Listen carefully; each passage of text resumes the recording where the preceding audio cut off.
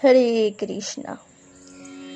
ভগবানকে জানার পূর্বে সর্বপ্রথমে আমাদের জানা প্রয়োজন ভগবান শব্দটির অর্থ কী। এই জগতে অনেক মানুষ তাদের নিজ নিজ রুচি ও উপলব্ধি অনুসারে ভগবানের উপাসনা করে, কিন্তু আমরা যদি জিজ্ঞাসা করি যে ভগবান শব্দটির অর্থ কী, অবশ্যই আমরা দেখতে পাব বহু মানুষই ভগবান শব্দটির অর্থ বলতে পারবে না। কিন্তু আমাদের অজ্ঞতা দূর করার জন্য শ্রীল পরাশর মুনি এই ভগবান শব্দটির সংজ্ঞা বর্ণনা করেছেন।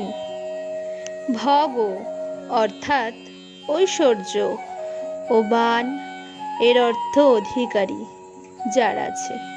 ঠিক যেভাবে যার সুন্দর রূপ আছে আমরা তাকে বলি রূপবান, যার ধন আছে সে ধনবান, যার শক্তি আছে সে শক্তিমান। ঠিক তদ্রূপ যিনি ভগ অর্থাৎ ঐশ্বর্যের অধিকারী তাকে বলে ভগবান। শ্রীল পরাশর মুনি ভগবান শব্দের সংজ্ঞা নির্ণয় করতে গিয়ে বলেছেন, ঐশ্বর্যস্য সমগ্রস্য বীর্যস্য যশস্য শ্রিয় জ্ঞান বৈরাগ্যশ্চৈব জন্যং ভগ ইতিঙ্গনা। অর্থাৎ যার মধ্যে এই 6টি গুণ পূর্ণ মাত্রায় বর্তমান তিনিই হচ্ছে ভগবান। সমস্ত ঐশ্বর্য, সমস্ত বীর্য, সমস্ত যশ, সমস্ত শ্রী, সমস্ত জ্ঞান এবং সমস্ত বৈরাগ্য। এই জগতে কেউ বড় ধনী হতে পারে, কিন্তু কেউ দাবি করতে পারে না আমি সমস্ত ধনের মালিক। এই জগতে কেউ বড় জ্ঞানীও হতে পারে, কিন্তু সে দাবি করতে পারে না যে আমি সমস্ত জ্ঞানের অধিকারী। কিন্তু ভগবান সমস্ত ধন, সমস্ত জ্ঞান, সমস্ত সৌন্দর্য, সমস্ত যশ, সমস্ত শক্তির অধিকারী, তাই তাকে বলা হয় ভগবান। পরম ব্রহ্ম ভগবান সম্পর্কে বেদান্ত সূত্রের প্রথম শ্লোকে বলা হয়েছে অথাত ব্রহ্ম জিজ্ঞাসা। সেই পরম ব্রহ্মটি কে? তার উত্তরে দ্বিতীয় শ্লোকে বর্ণনা করা হয়েছে জন্মাদস্য যত। এই সূত্রটি শ্রীমদ্ ভাগবতের শুরুতেই শ্রীল ব্যাসদেব তার শ্লোকে সংযোজন করেছেন জন্মাদস্য যত হন্যয়াদি তরতশ্চার্যে সভিজ্ঞ সরাট। জন্ম আদি অশ্ব যত, যা হতে এ দৃশ্যমান জগৎ অনন্ত কোটি ব্রহ্মাণ্ড জন্ম আদি অর্থাৎ সৃষ্টি, স্থিতি ও প্রলয় হয়, তিনিই হচ্ছেন পরম ব্রহ্ম ভগবান। অহং সর্বস্ব প্রভাবমত্ত সর্বং প্রবর্ততে ইতি মত্তা ভজন্তে মাং বুধা ভাব সমন্বিতা। ভগবদ্গীতাতে ভগবান শ্রীকৃষ্ণ বর্ণনা করেছেন আমি সমস্ত কিছুর উৎস এবং সব কিছু আমার কাছ থেকে উৎপত্তি হয়েছে। অর্থাৎ ভগবান হচ্ছেন সব কিছুর স্রষ্টা, সব কিছু পালন করেন এবং তিনি সব কিছু সংহারও করতে পারেন। এভাবে ভগবানের সর্বশক্তিমত্তা সম্পর্কে শাস্ত্রে বর্ণনা করা হয়েছে।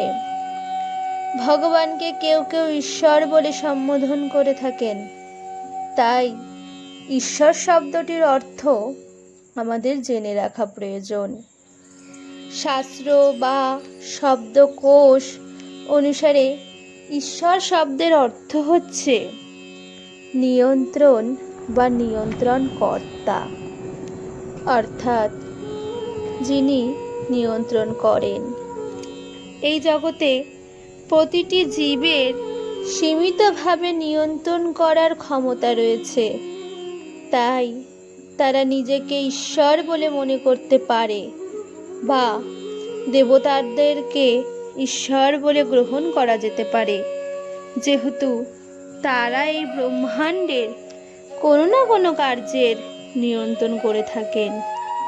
কিন্তু এই ঈশ্বরদের যিনি নিয়ন্ত্রণ করেন, সেই পরমেশ্বরকে জানাই হচ্ছে জীবনের লক্ষ্য। পরম ব্রহ্ম বা পরম ঈশ্বর সমস্ত ঈশ্বরকে নিয়ন্ত্রণ করে থাকেন, তিনিই ভগবান।